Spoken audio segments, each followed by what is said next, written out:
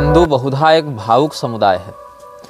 किसी भी वस्तु को अपनी भावना से जोड़कर बिना तथ्यों को जांचे परखे केवल किसी व्यक्ति विशेष या संस्थान विशेष के प्रति श्रद्धावनत होकर उसके समस्त क्रियाकलापों के प्रति अपने विवेक को पूर्णतया समर्पित कर देना और उसी के पीछे पीछे चलने को ही अपना सर्वस्व सुकृत मान लेना हिंदू समाज का एक अवगुण बन गया है।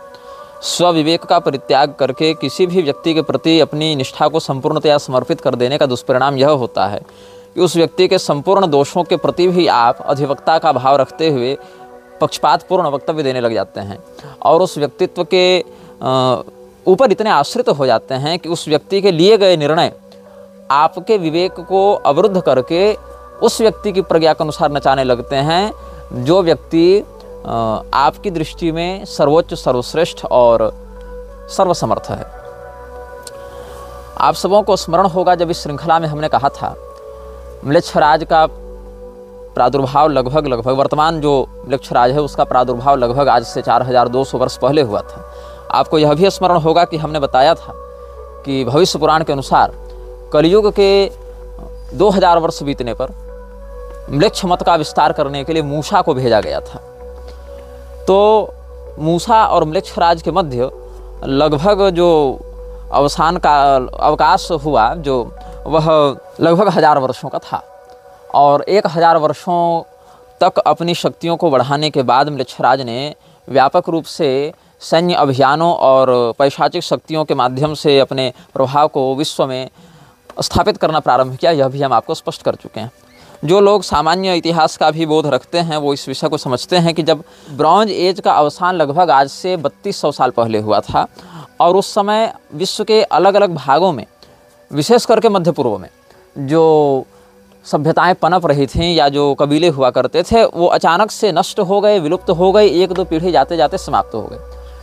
ये क्यों इस प्रकार से नष्ट हुए, कैसे गायब हुए, इसके विषय में कोई ठोस प्रामाणिक सिद्धांत अभी तक मान्य इतिहासकारों के द्वारा स्थापित नहीं किया जा सका है। लोग अलग अलग बातों की कल्पना करते हैं, अपने समर्थन में अलग अलग तथ्यों को प्रस्तुत करने का प्रयास करते हैं, लेकिन वो तथ्य उनके अनुमान से अधिक कुछ नहीं होते।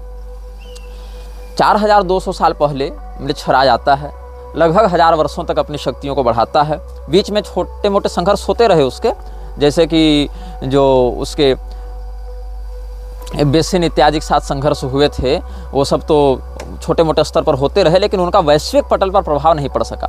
और अनर्थकारक 15 तत्वों के माध्यम से प्रश्रय को प्राप्त करके कलिपुरुष के प्रति अपने भाव को निवेदित करके स्वयं को आत्मार्पित करके वह म्लेच्छराज सहस्र वर्षों तक पैशाचिक शक्तियों की आराधना करता रहा पश्चिमाम न्याय तंत्र की विधि के अनुसार। और पश्चिमाम न्याय तंत्र में किस प्रकार की बातें हैं, पश्चिमाम न्याय तंत्र में किस प्रकार की पैशाचिक शक्तियां हैं, उनका विश्व में क्या प्रभाव पड़ता है, इस विषय में हम आगे 5-7 अनुभाग और अलग से बनाएंगे जो कि आपको अवकाश मिले तो देख लीजिएगा।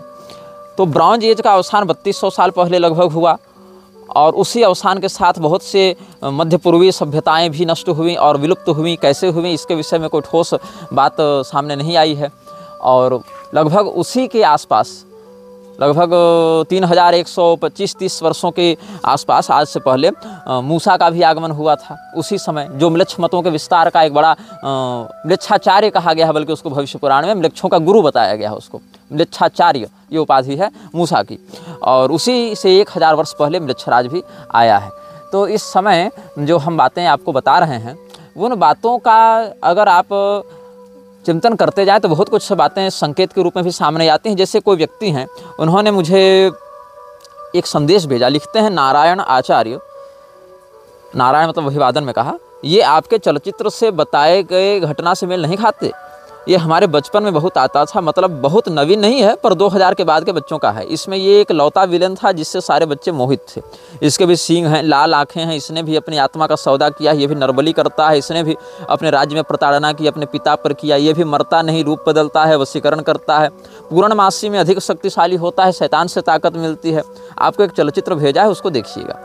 तो इन्होंने कोई किरमाड़ा या किरमादा या क्या इस प्रकार के कोई पता नहीं कौन सा मादा है, अब तो एक मादा ममता कुलकर्णी भी है जो महामंडलेश्वर बन गई, किन्नर अखाड़ा सब। ये ममता जो है उसकी ममता नपुंसकत्व को कब प्राप्त हो गई हमें नहीं पता, लेकिन बन गई महामंडलेश्वर।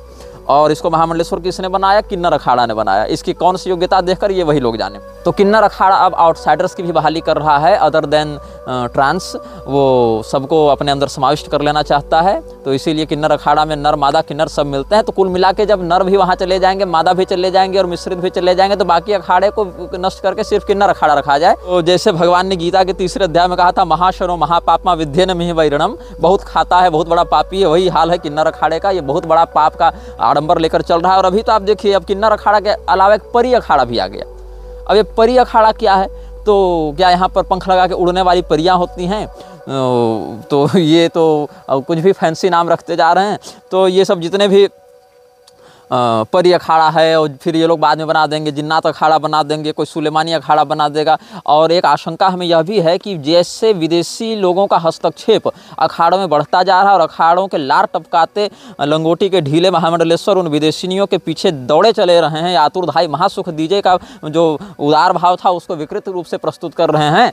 तो ये लोग कहीं विदेशी अखाड़ा न बना दे, गुरुंड अखाड़ा बना देंगे, जहाँ केवल गोरे लोग आएंगे और गोरी चमड़ी के साथ ये लोग बहुत दिव्य दिव्य साधना करेंगे और आप उंगली भी नहीं उठा सकते। कोई अगर विरोध कर देगा तो कह दीजिएगा बुरा जो देखन में चला, बुरा ने मिलिया कोई। और अगर थोड़ा संस्कृत पढ़े होंगे तो कह दीजिएगा विद्या ददाते विनयम।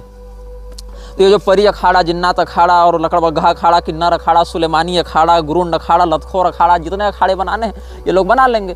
तो फिर क्या होगा अंत में? ये अखाड़े आपस में मल्ल युद्ध करेंगे, क्योंकि अखाड़े के जो वास्तविक संत साधु होंगे वो लोग ये सब सहन नहीं कर पाएंगे। तो होगा विद्रोह, होगा युद्ध, और उसके बाद हिंदू एकता का झंडा माउंट एवरेस्ट पर जाकर गाड़ दिया जाएगा। उसके बाद हिंदू राष्ट्र भी बन जाएगा और भारत में ऐसी अद्भुत एकता और ऐसा विकास देखने को मिलेगा जैसा मोदी जी के पूर्वज भी अपने सपने में नहीं सोचे होंगे कि हम भारत को इस ऊंचाई पर पहुंचा देंगे। जो म्लेच्छराज का अभियान होता है वो छोटे मोटे स्तर पर प्रभावी नहीं होता। वो जब भी काम करता है बड़ा काम करता है, बड़े पंगे लेता है। तो म्लेच्छराज के द्वारा जब भी किसी बड़ी शक्ति को भेजा जाता है, बड़ी शक्ति का तात्पर्य है जिसका प्रभाव समाज पर पड़े। जैसे मूसा को भेजा गया तो उस समय ब्रॉन्ज एज का अवसान हो गया, एक बिल्कुल नई सभ्यताओं का उदय और पुरानी का अंत ऐसा देखने को मिला उस क्षेत्र में।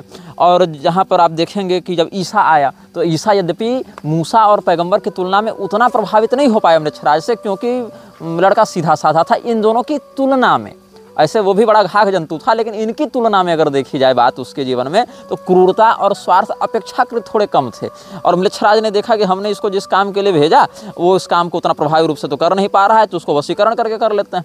तो इसने कह दिया कि जो मुझे वश में करना चाहता है वो इस संसार पर राज करता है, लेकिन हम उसकी बात नहीं मानेंगे। तो फिर आपको जैसा हमने बुक ऑफ लॉ से पढ़कर बताया था, एलिस्टर क्रॉली को जो हूर पार्क रात के मंत्री ने बताया कि फिर क्रॉस पर लटकवा के और उसकी आंखें बाज के रूप में नोच ली गई थी हूर पार्करात के द्वारा। तो जो म्लेच्छराज है उसने फिर पैगंबर को भेजा। तो म्लेच्छराज ने जब पैगंबर को भेजा उसके बाद विश्व ने आतंकवाद और नरसंहार का एक अद्भुत विभत्स चेहरा देखा और विश्व के बहुत से भाग प्रत्यक्ष रूप से इससे प्रभावित हुए। और फिर इन तीनों को आपस में लड़वाकर उसने नरसंहार का वह स्वाद दिखाया संसार को, जो बहुत लंबे समय से अंतर्राष्ट्रीय स्तर पर ये समाज नहीं देखा था। उसके बाद हूर पार्करात के रूप में स्वयं को प्रस्तुत करते हुए अपने मंत्री के माध्यम से जो एलिस्टर क्रॉली को म्लेच्छराज ने 8, 9, 10 अप्रैल 1904 को काहिरा में जो संदेश दिलवाया था, उसके 123 महीने के बाद विश्व युद्ध प्रारंभ हुआ था और उस समय भी भयंकर नरसंहार हुआ। तो उस विश्व युद्ध में मरने वालों की संख्या जो हमने बताई थी 44 लाख लोग मरे थे और लगभग 84 लाख घायल हुए थे, लगभग 37 लाख लापता हुए थे।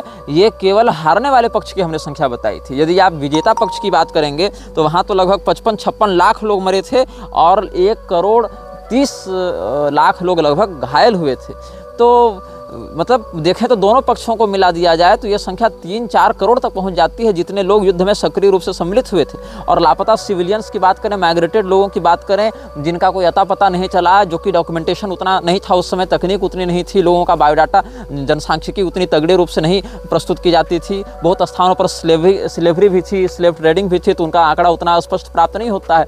लेकिन यह कहना चाहिए कि इतना भयंकर व्यापक रूप से नरसंहार होना और उसकी घोषणा ठीक 123 महीने पहले होना, और इतना ही नहीं परमाणु बम जैसे बड़े विनाशक शस्त्रों का प्रयोग किया जाना और उसका जो दंश है वो आज भी समाज को आतंकित करना, और उसके बाद से केवल हर देश के लिए एक ही लक्ष्य बना देना कि हम अधिक से अधिक विनाश के हथियार पर रिसर्च करें और उसको तैयार करें, ये एक बहुत ही गंभीर और चिंतनीय विषय हो गया है।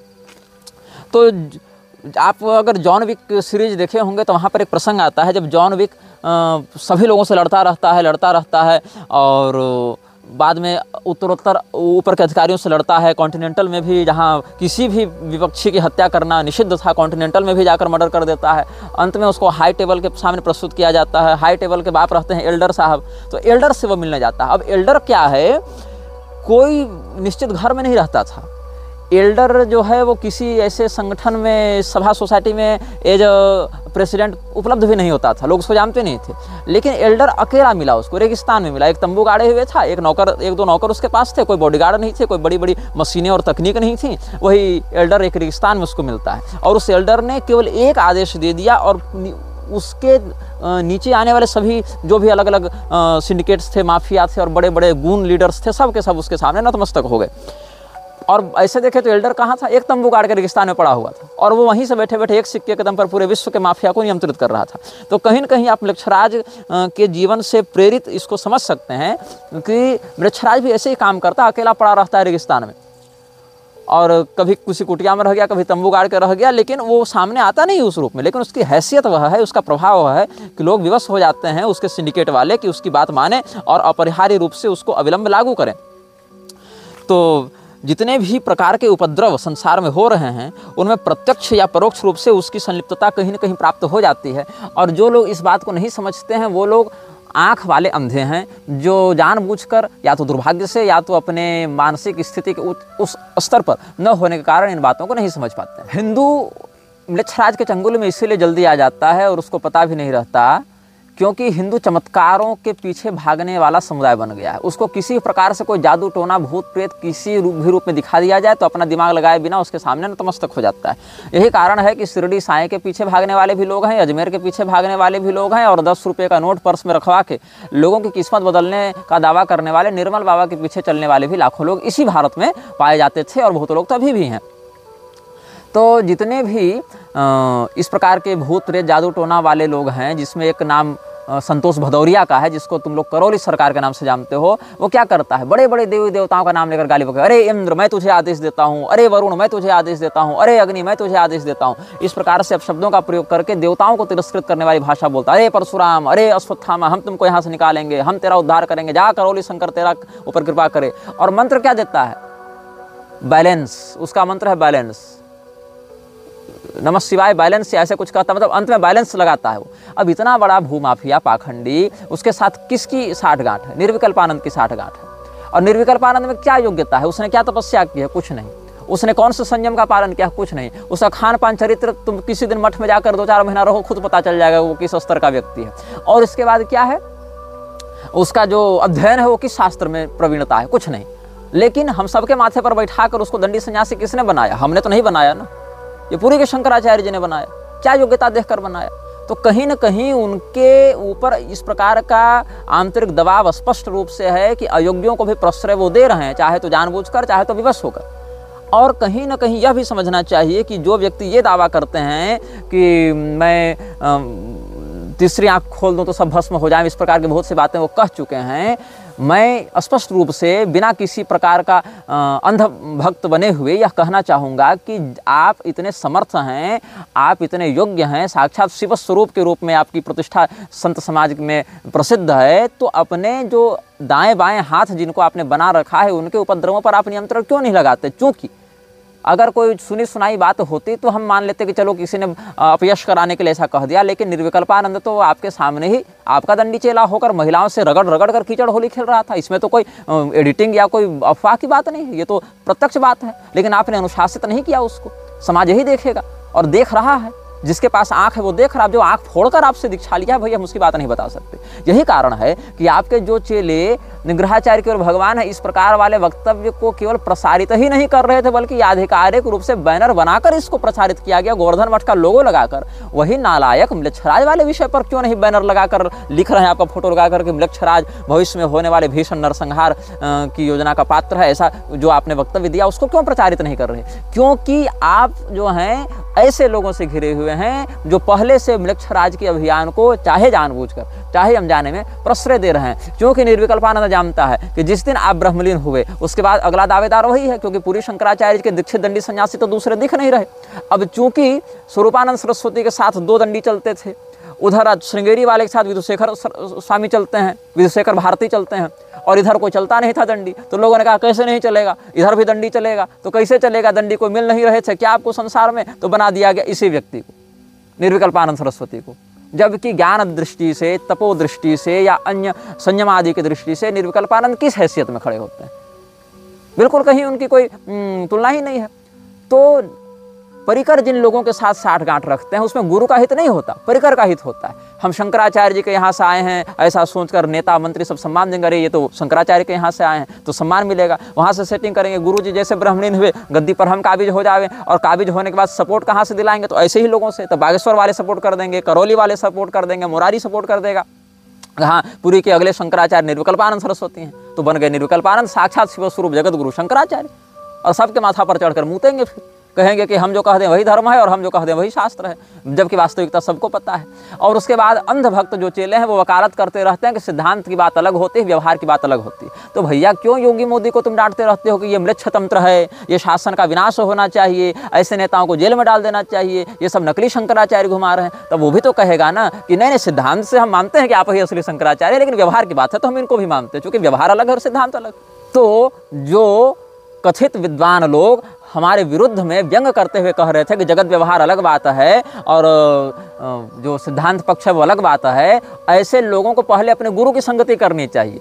पहले शिष्य बनो, गुरु मत बन जाओ तुरंत, और देखो कि तुम्हारे गुरु क्या कह रहे हैं। तुम्हारे गुरु कह रहे हैं कि सैद्धांतिक धरातल पर, व्यावहारिक धरातल पर और दार्शनिक धरातल पर सज्जनों को एक निष्ठ होना चाहिए, एक मत होना चाहिए, इसमें विभेद होने से दिक्कत होती है। आपके गुरु का कथन है। ये वही बात हो गई कि स्वामी करपात्री जी ने भूसुंडी रामायण को प्रामाणिक माना, लेकिन हम उसी प्रामाणिक भूसुंडी रामायण से अगर शबरी जी के भीड़नी होने और भगवान को अपना उच्छिष्ट भक्षण भावातिवेश में कराने का प्रमाण दे दें तो फिर लोग कहते हैं भूसुंडी रामायण तो 100, 150, 200 साल पहले किसने लिख दिया, ताकि करपात्री स्वामी जी की वकालत की जा सके। और यही सैद्धांतिक और व्यावहारिक धरातल पर स्वामी करपात्री जी अगर विभेद कर देते तो क्या मूर्ख थे जो हिंदू कोड बिल का विरोध कर रहे थे? कह देते ना कि देखो व्यवहार के कारण हम हिंदू कोड बिल का समर्थन करते हैं, बाकी सिद्धांत में तो हम भैया वर्णाश्रम के ही समर्थक हैं, ऐसा कह देते ना। तो परिकरों और शिष्यों को लज्जा आनी चाहिए कि जानबूझकर मुरारी और करौली जैसे ढोंगियों को पूरी शंकराचार्य से मिलाते हैं, उनको इनकी वास्तविकता नहीं बताते हैं, या जानबूझकर इनका महिमा मंडन करते हैं। उनके साथ क्या फोटो और रील और क्या बढ़िया बढ़िया बैकग्राउंड म्यूजिक लगाकर वायरल किया जाता है, और ऐसे माफियाओं को शंकराचार्य के पास लेकर जाते हैं और शास्त्रज्ञ जनों का तिरस्कार करवाते हैं। और उससे अधिक धिक्कार है शंकराचार्य के उन प्रबुद्ध शिष्यों पर जो इस कुकर्म के विरुद्ध कुछ कहने का औकात नहीं रखते। तुम लोग ही इस अधर्म को प्रश्रय दे रहे हो ना। प्रारंभ में अगर तुमने इस प्रकार के कुकर्मों के विरुद्ध मुखर होकर आवाज उठाई होती कि गलत हो रहा है, तब देखते कैसे संक्रमण फैलता, लेकिन नहीं। यहाँ पर तो गुरु की चापलूसी करने से फुर्सत नहीं है। अपने वृद्ध आचार्य के मुख पर उनके ही सिद्धांत का बलात्कार करने वाले व्यक्ति को उन्हीं के द्वारा सम्मानित करवाते हुए तुम लोगों को लज्जा नहीं आती, और इस कुकर्म का विरोध करने के स्थान पर लीपापोती कर रहे हैं। ये सब म्लेच्छराज के मानसिक गुलाम हो चुके हैं। बाहर से उसके अस्तित्व को माने या न माने, कोई अगर कहे कि हम उसके गुलाम नहीं हैं, फिर भी मानसिक रूप से वो उसी का गुलाम बनकर उसके ही कुकर्म को प्रश्रय दे रहा है। मनस्येकम वचस्येकम कर्मण्येकम महात्मनाम, मनस्संयत वचस्संयत कर्मण्यन्यत दुरात्मनाम। ये दुरात्मा और महात्मा के भेद में शास्त्र कहते हैं कि मन वाणी क्रिया से जो एक हो वह महात्मा होता है, जिसमें इस प्रकार का वैषम्य देखे जाने को मिले वह दुरात्मा होता है। तो ये लोग कहते हैं कि ऐसे ऐसे लोग से अगर सैद्धांतिक मतभेद भी हो जाए तो भी हम उनसे मुंह फुलाकर थोड़े रहेंगे, उनसे तो हम उत्सवों में, हमारे उत्सवों में वही शोभा का काम करेंगे, उनसे हमारा काम निकलता है। तो अगर उत्सवों की शोभा बढ़ाने और काम निकालने हेतु दुष्टों का समादर करने के बाद आक्षेप की वकालत करने में स्वयं को सिद्धांतनिष्ठ दिखाना है, तो ये तो फिर अलग लेवल की प्रतिभा है तुम्हारी। फिर किस अधिकार से तुम लोग बाकी लोगों को गाली देते हो कि तुम वर्णाश्रम का विरोध कर रहे हो? वो तो कहेगा कि व्यवहार में हम मानते हैं कि विधवा विवाह कर लेना चाहिए, बाकी सिद्धांत से हम विरोध करते हैं विधवा विवाह का। ये वही बात हो गई। राम मंदिर प्रकरण में सिद्धांत से कुछ और मान रही थी सरकार और व्यवहार से कुछ और मान रही थी, तो काहे बिलबिला रहे थे तुम लोग? बताओ। सिद्धांत निष्ठ व्यवहार कुशल जन भी तो बन सकते हो, कि सिद्धांत विरोधी व्यवहार कुशल बनना है। तो अगर तुम लोग सिद्धांत निष्ठ होते तो सिद्धांत के आधार पर व्यवहार करते। जैसे हमने जिन जिन बिंदुओं पर पूरी शंकराचार्य का समर्थन किया, उन बिंदुओं को भी समाज में प्रसारित करते। भाई सिद्धांत की बात है, वहां प्रसारित करेंगे। लेकिन किया क्या, शंकराचार्य जी के साथ हम खड़े दिखते हैं अनेक बिंदुओं पर, लेकिन हमारे साथ शंकराचार्य के ये कथित मानसी से खड़े नहीं दिखते, तब नहीं दिखेंगे। और ये लोग चाहते हैं कि सब लोग सार्वभौम जगत गुरु के छत्र छाया के तले आ जावें, और उसमें भी केवल हमारे पीठ वाले के तले आ जावें। बाकी चारों का हाल वही है, और चारों के विषय में हम समयानुसार अलग अलग बातें कर चुके हैं। हमने तो शंकराचार्य जी का कई बार मुखर समर्थन किया ऐसे शास्त्रीय विषयों पर, लेकिन राजेंद्र दास ने शास्त्रीय विषयों पर कितनी बार समर्थन किया नाम लेकर पूरी शंकराचार्य का, शासन के विरुद्ध टकराते हुए। प्रेमानंद बाबा ने कितनी बार किया, मुरारी ने कितनी बार किया, शासन से टकराते हुए शंकराचार्य का समर्थन करना कितनी बार इन्होंने किया। लेकिन इनके साथ फोटो वीडियो और इनके बयानों को आधिकारिक रूप से प्रसारित करते हैं पूरी के परिकर, लेकिन हमारे विषय में जो शास्त्रीय सिद्धांत निष्ठ बात है उसको नहीं करते। तो ये विशुद्ध अवसरवादिता है तुम्हारी, और अपने गुरु के भी तुम सगे नहीं हो, क्योंकि अपने गुरु की कथनी का बलात्कार करने के ही कारण तुम लोगों ने आज तक मलेच्छराज वाले विषय पर अपने गुरु की बात का वैसा प्रसारण नहीं किया जैसा किया जाना चाहिए, क्योंकि वहाँ तुमको मतलब नहीं है, टीआरपी नहीं है, बल्कि तुमको ये भय है कि अगर ये बात प्रसारित कर दें तो निग्रहाचार्य की प्रामाणिकता बढ़ेगी संसार में। इसीलिए तुमको अपने गुरु की भी बातों को स्वयं से फिल्टर करना है कि हम तय करेंगे कि मेरे गुरु की कौन सी बात समाज में जाएगी और कौन सी बात नहीं जाएगी। तो ये अवसरवादिता है, ये तुम्हारी सिद्धांत निष्ठा नहीं है। म्लेच्छराज की रणनीतियों का आकलन ऐसे किया जा सकता है, ये लोग सदैव अपनी संख्या को कम दिखाते हैं, जैसे हम छोटी हों, कमज़ोर हों और हमारी टुकड़ी में अधिक सैनिक या अधिक संसाधन नहीं है। इस प्रकार से ये लोग अपने सैन्य बल को बहुत ही अधिक कम, मतलब अगर 100 सैनिक हैं तो उसको 20-25 ऐसे दिखाएंगे। इस प्रकार से अपने शत्रु के मन में अपनी सेना की सही स्थिति को न बताया जा सके, इस प्रकार का छल दिखाते हैं। चीन में एक बार ऐसी बात हुई थी जब कुछ विद्रोहियों ने किसी राजा के विरुद्ध विद्रोह किया था, और वहाँ पर राजा ने उन सबों को रेगिस्तान में घेर रखा था। और रेगिस्तान में चूंकि राजा की सेना के द्वारा वो विद्रोही घेर लिए गए थे, विद्रोहियों की संख्या थोड़ी कम थी, राजा की सेना बड़ी थी, उसके पास संसाधन थे, उसके पास रसद पानी खाद्यान्न थे। तो उस स्थिति में जब रेगिस्तान में इन सैनिकों के पास, विद्रोहियों के पास भोजन इत्यादि नहीं बचा और ये भूखों मरने के लिए विवश हो गए, इनका पूरा का पूरा जो मनोबल था वो टूटने लगा, उसी समय इन्होंने देखा कि पीछे से रेत का बवंडर आ रहा है। अब रेत का बवंडर अगर रेगिस्तान में उठे तो इसको निश्चित रूप से वो मौत आ रही है, ऐसा देख रहे थे। लेकिन जो उनका नायक था उसने कहा कि देखो, हमारे शत्रुओं को हमारे घिरे होने की स्थिति का तो पता है, लेकिन ये नहीं पता है कि वास्तव में हम बचे कितने हैं, मतलब हमारी सेना में, हमारे विद्रोहियों में कितने लोग मर गए हैं और कितने लोग बचे हैं, ये उसे नहीं पता है। तो ये जो बवंडर जो हमारी ओर बढ़ता चला रहा है, इसी का आश्रय लेकर हम इसी की आड़ में अपने सैनिकों के साथ राजा के सैनिकों पर आक्रमण कर दें, तो धूल के कारण ये लोग घबराए हुए रहेंगे, इनको पता नहीं चलेगा किधर से कौन मार रहा है, क्या कर रहा है। तो सेना इनकी छोटी थी, लेकिन बवंडर का आश्रय लेने से धूल के गुबार में छिपकर इन्होंने हमला किया, तो इनका एक सैनिक 10-10 सैनिकों पर भारी पड़ा। तो यहाँ पर प्राकृतिक संसाधनों का प्रयोग करके इन्होंने अपनी पराजय को विजय में परिवर्तित कर दिया।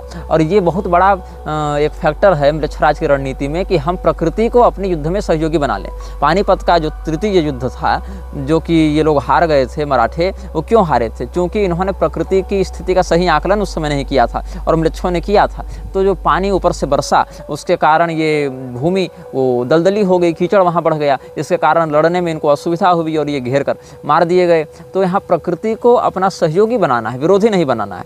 ये प्रकृति के अनुरूप चलने का सिद्धांत म्लेच्छराज का रहा है। और अपनी सेना को बड़ा कम दिखाने का जो है, वहाँ पर भी एक विद्रोहियों की बात इतिहास में आती है, जहाँ पर जो विद्रोही राज्य था और जो सत्ताधारी दल था, दोनों के मध्य जब संघर्ष हुआ तो विद्रोहियों की जो बदनामी थी वो कायर होने के कारण थी। तो उन्होंने कहा हम अपनी बदनामी को ही अपनी ताकत बनाएंगे, हम अपनी शक्ति बनाएंगे। तो उसने क्या किया, जब राजा के लोग, चूँकि ये लोग ज़मीन के नीचे थे और राजा की सेना ऊपर थी, तो जब राजा के लोग ऊपर से रेकी करने का विचार किए तो रात्रि को इन्होंने 1 लाख मसालें जलाई। क्योंकि इनके यहाँ 1 लाख सैनिक थे तो प्रत्येक सैनिक ने 1-1 मसाल जलाई। उसके बाद राजा ने सोचा कि अच्छा इनके पास 1 लाख सैनिक हैं, तो हम इन पर किस प्रकार की योजना से आक्रमण करें कि हम विजयी हों। अगले दिन राजा जब योजना बना रहा था तो 50,000 ही मसाल जलाई गई। तो इसको लगा करे ये लोग तो कायर हैं, कहीं भाग तो नहीं गए आधे सैनिक। तो थोड़ा और हम देख लें कि क्या स्थिति है, थोड़ी और प्रतीक्षा कर लें। और अंत में तीसरे दिन केवल 25,000 मसालें जलाई गईं और चौथे दिन मसाले ही नहीं जलाई गईं। सैनिक उतने ही थे, लेकिन रात्रि को जलने वाले मसालों से राजा को ये भ्रम हो गया कि ये लोग धीरे धीरे करके भाग रहे हैं। और अंत में एक सकरी घाटी में जाकर विद्रोहियों ने अपनी सेना को छिपा दिया। तो अगले दिन सुबह राजा ने देखा तंबू खाली है और सब भाग गए हैं यहाँ से। तो वहाँ पर एक वृक्ष के पास जाकर विद्रोहियों के नायक ने उसकी खाल उतरवा कर कुछ लिखवा दिया।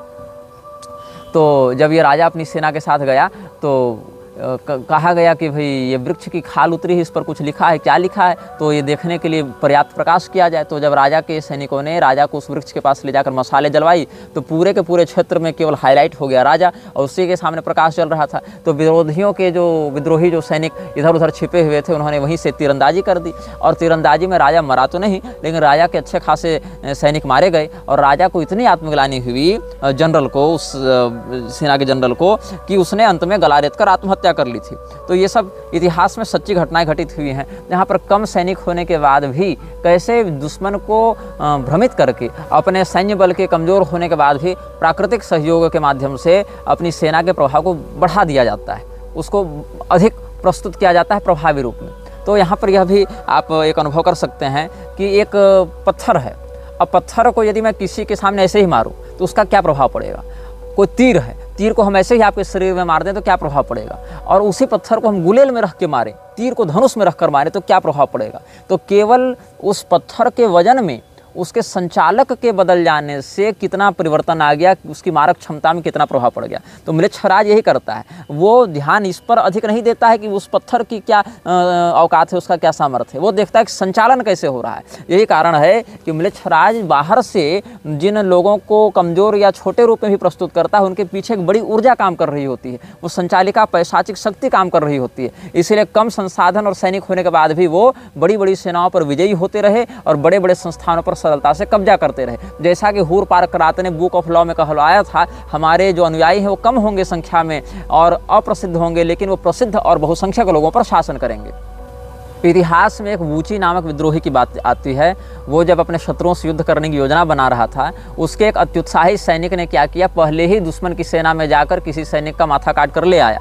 उसने सोचा कि राजा हमें पुरस्कार देगा, विद्रोही नायक हमें सम्मानित करेगा। तो विद्रोही नायक ने क्या किया, उसको सम्मानित किया और उसको बड़ा सुंदर उपहार इत्यादि दिया कि हाँ तुम बड़े पराक्रमी हो कि अकेले दुश्मन की सेना में घुसकर माथा काट कर ले आए। और फिर उसी को सम्मानित करने के बाद उसका माथा कटवा दिया। तो लोगों ने पूछा कि भाई आपने पहले इसका सम्मान किया, फिर आपने इसका माथा कटवा दिया, ऐसा क्यों। तो कहा कि इसकी बहादुरी के कारण इसका सम्मान किया, लेकिन अनुशासनहीनता के कारण ये हमारी अनुमति और योजना के विरुद्ध जाते हुए ये दुश्मन के यहाँ घुसकर माथा काट कर ले आया। इस अनुशासनहीनता के कारण हम इसको मृत्युदंड देते हैं, ताकि और कोई सैनिक योजना के विरुद्ध जाकर कोई अपनी खोपड़ी न चला सके, जिससे हमारी सेना की जो योजना है, जो व्यूह रचना है, उसमें कोई त्रुटि न आ जाए, कोई विखंडन न हो जाए। तो अनुशासन किसी भी सेना के नियंत्रण में बड़ा काम करता है और म्लेच्छराज के सैनिक इसी अनुशासन का पालन करते हैं। वहाँ पर ये नहीं कि बहुत बड़ा नाम करने के चक्कर में, ब्रांड बनाने के चक्कर में हम व्यूह रचना तोड़ दें। अनुशासन के साथ काम करने के कारण ये लोग संगठित होकर आक्रमण करते हैं, संगठित होकर योजना बनाते हैं और संगठित होकर ही विजय को प्राप्त करते हैं। यही इनकी शैली रही है। और इनमें उत्साह यदि नहीं हो तो ये कुछ नहीं कर पाएंगे। उत्साह से ही व्यक्ति असाध्य कार्य को भी सिद्ध कर लेता है। तो विद्रोहियों के उदाहरण में एक हम आपको और बात बताना चाहेंगे कि एक बार ऐसा हुआ था इतिहास में कि जब युद्ध की घोषणा हुई, चीन में ही ये घटना घटित हुई थी। जब ये उद्घोषणा हुई युद्ध की, नगाड़े बजे, आक्रमण का आदेश दिया गया, लेकिन सैनिकों के मन में उत्साह नहीं था। इसीलिए सेनानायक ने राजा को कहा कि अभी आक्रमण नहीं होगा, फिर से नगाड़े बजाओ। फिर नगाड़े बजाए गए, फिर भी आक्रमण नहीं किया गया। फिर तीसरी बार नगाड़े बजाए गए और तीसरी बार आक्रमण का आदेश दिया गया, क्योंकि सैनिकों में तभी उत्साह का संचार हुआ।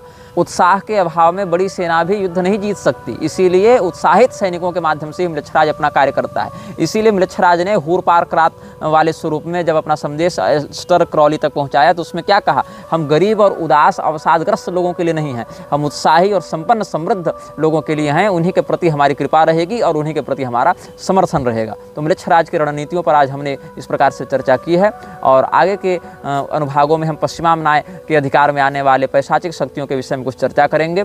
और इस अनुभाग को देखने के साथ साथ आप सभी म्लेच्छराज की सामान्य शासकीय और रणनीतिक स्थिति से अवगत हो चुके हैं। आगे कुछ साधनात्मक पक्षों पर हम विमर्श प्रस्तुत करेंगे। यह वीडियो जल्द ही हटा दिया जा सकता है। कृपया थर्ड पार्टी ऐप्स का उपयोग करके डाउनलोड करें।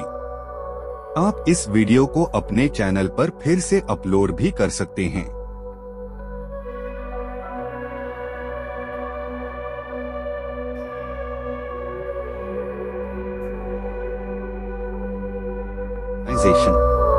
This video may get deleted soon. Please download using third-party apps. You may also re-upload this video on your channels. Thank you.